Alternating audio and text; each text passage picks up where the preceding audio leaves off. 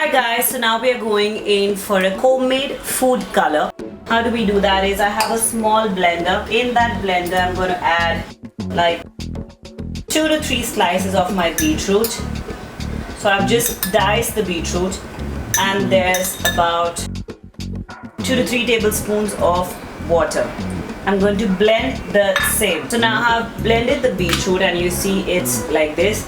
Now I'm going to use a chutney and sieve the same into a katori.